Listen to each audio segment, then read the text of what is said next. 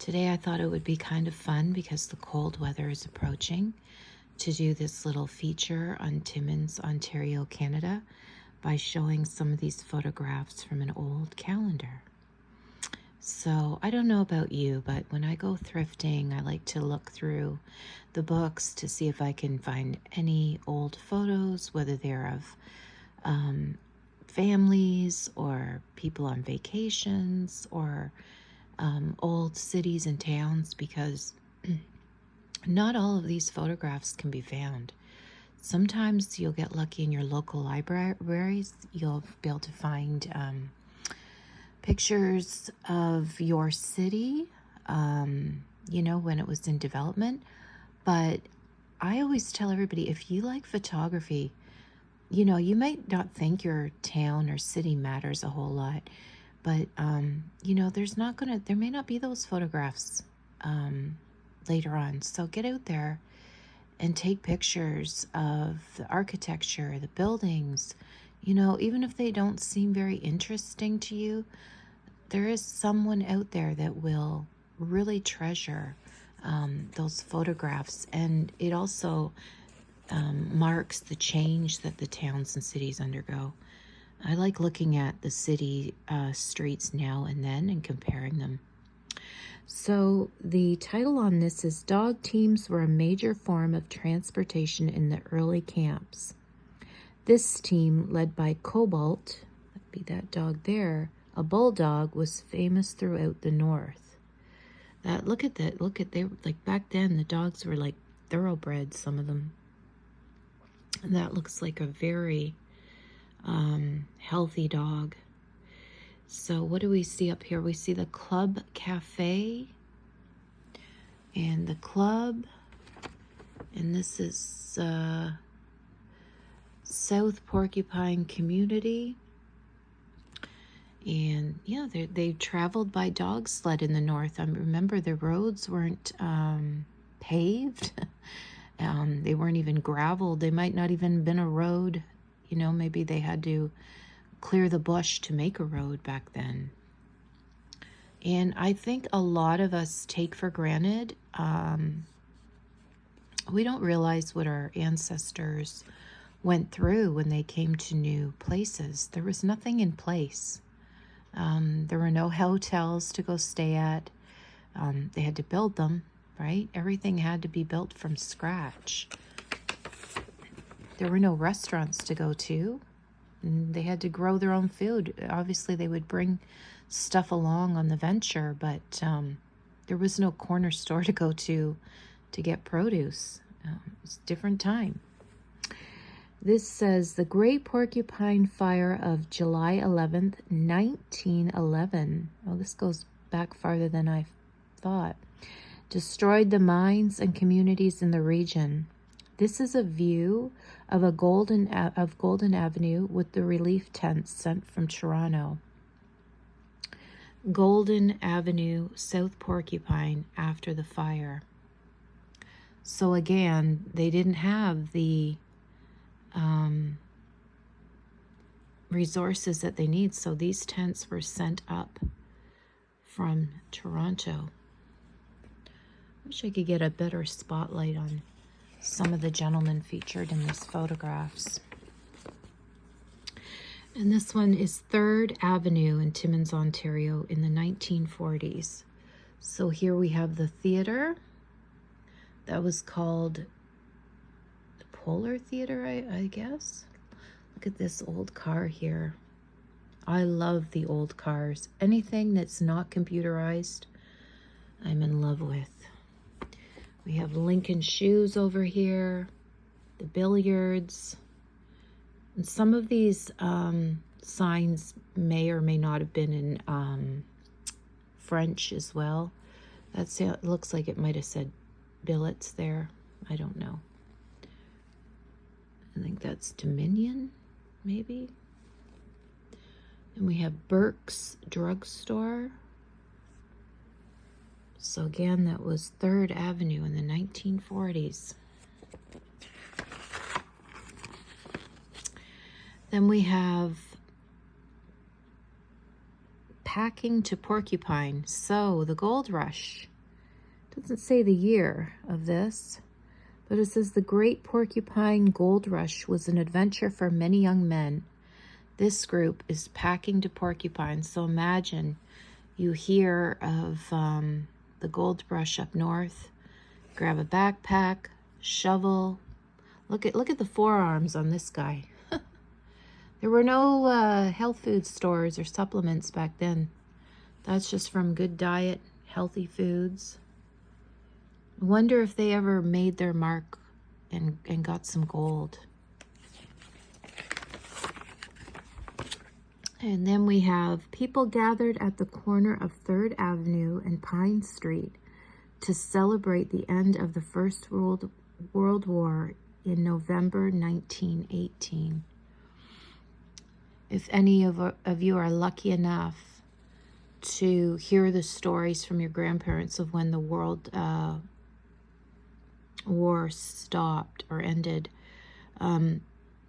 one story in particular came from my grandmother. After World War II, she was in class, and back then the only real communication they had was the radio. There was no televisions yet. And her teacher received word that World War II had ended.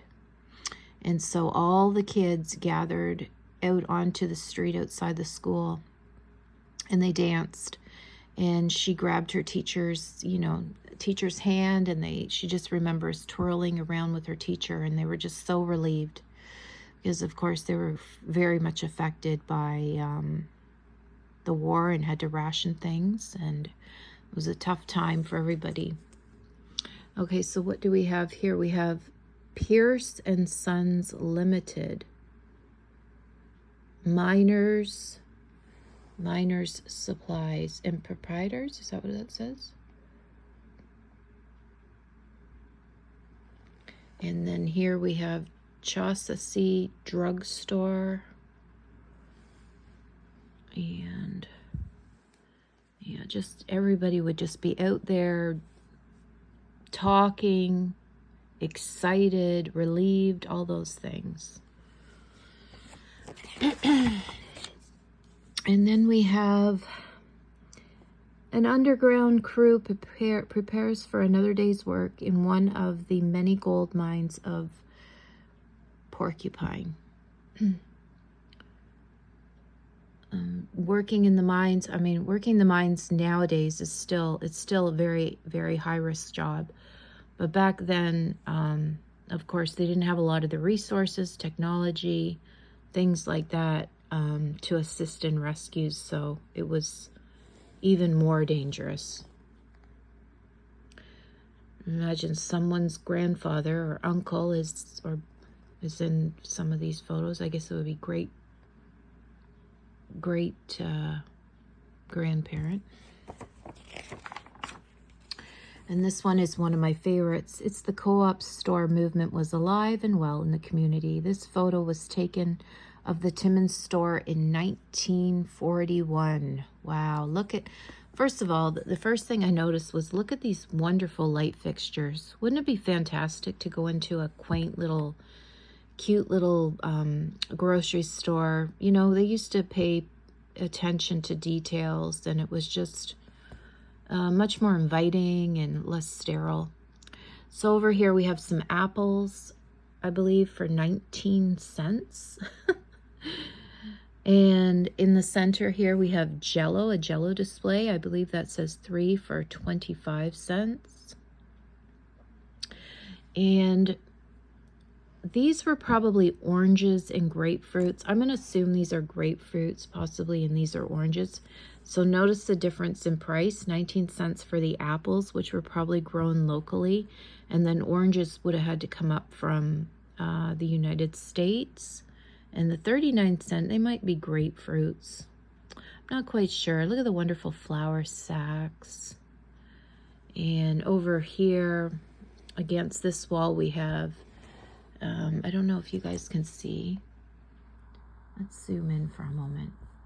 We have jams, jellies, marmalades. Look at this wonderful cash register. Oh, everything was so wonderfully detailed. What does that say? Hobby?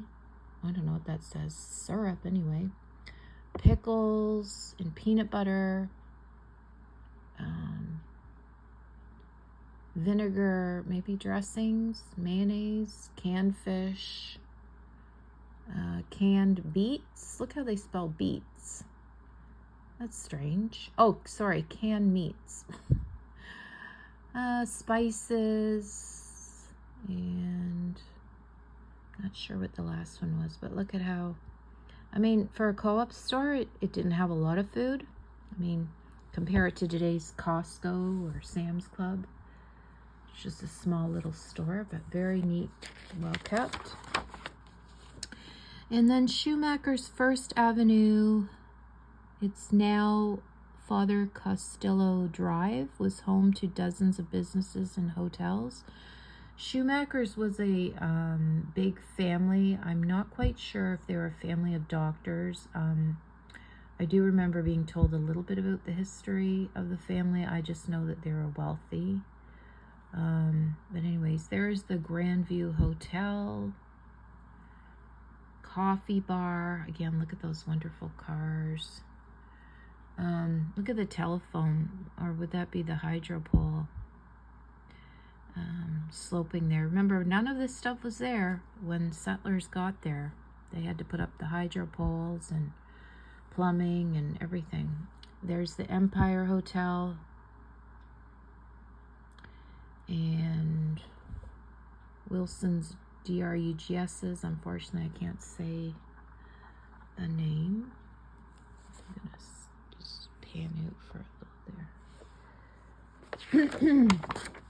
And then we have a crew from the metalworks department at the McIntyre mine.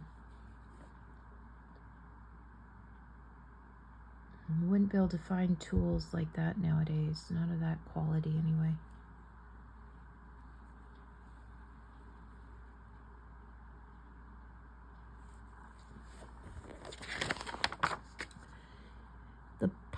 The Porcupine Express arrives at the South Porcupine Station, making life much easier for the residents and new settlers in the area. The Porcupine Express.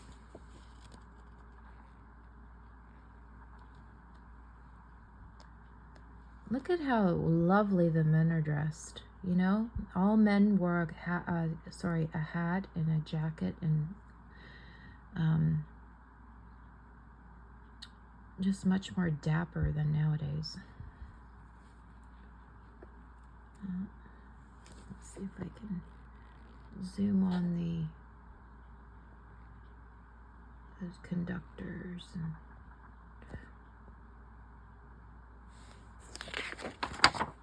and then we have Golden Avenue in South Porcupine, 1910. Small communities sprang up all around the newly discovered gold mines in the Porcupine. So we have the Chassis drugstore, pills and things. So remember, we seen that later on, a bigger Chassis drugstore on the main road. Look at that lantern up there. Let's see this gentleman here. And they would have had to have chopped down all their lumber themselves, mill it themselves. There was no Home Depot to go to. This little log cabin. It was the Cerry Hotel. I'm not sure if that's a C-E-R-R-Y. And the Union Hotel beside of it. So obviously these hotels were used to lodge men coming from all over the place to mine. Traders Bank.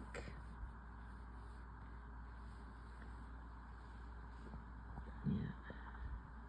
Let's see here. So they would have had to clear all these roads for themselves. It would have been all brush. It would have been all trees. Yeah. Let's see, is that a lady peeking out there? So she would have most likely have been the cook. Oh, it was looks like a husband and wife most likely that ran the hotel here. Oh, restaurant. Well, hotel and restaurant it would be. Most hotels there had rooms upstairs and restaurant in the bottom. So that was probably a husband and wife that ran it, and the wife's responsibilities would be the cooking and the cleaning.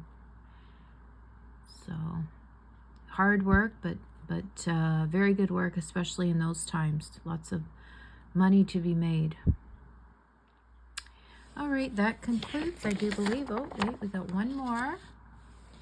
The Empire Hotel, as a local institution, featured well-appointed rooms, the Fountain Court Lounge, and the weekly smorgasbord.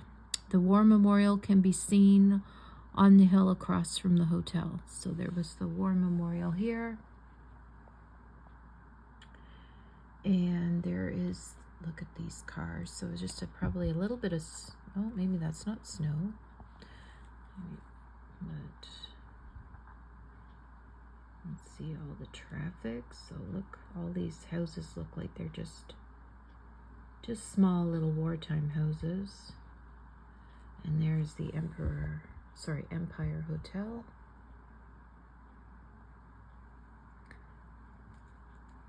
And Timmins would later become a place for socialites.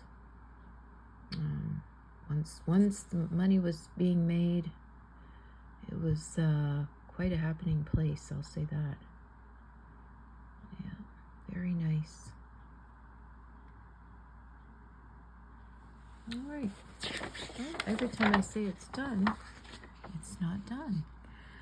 3rd Avenue was a bustling shopping district in the 1930s. This view was taken from the train station looking west. So restaurant and sodas. Who doesn't love a good old-fashioned soda fountain? Back then, you'd go into the pharmacies and they'd have a little soda counter. Yeah, what's that? Royal Lunch.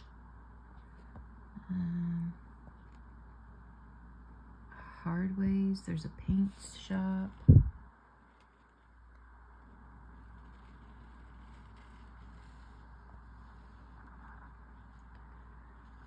Can't read these stores, but look at the facade.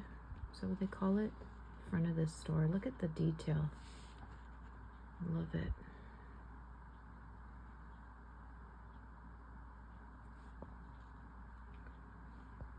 Well, anyways, that finally concludes our little look at Timmins, Ontario.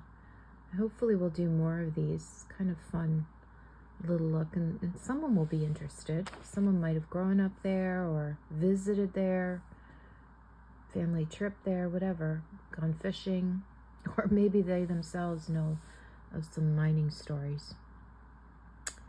All right. Have a good night, y'all. Bye-bye.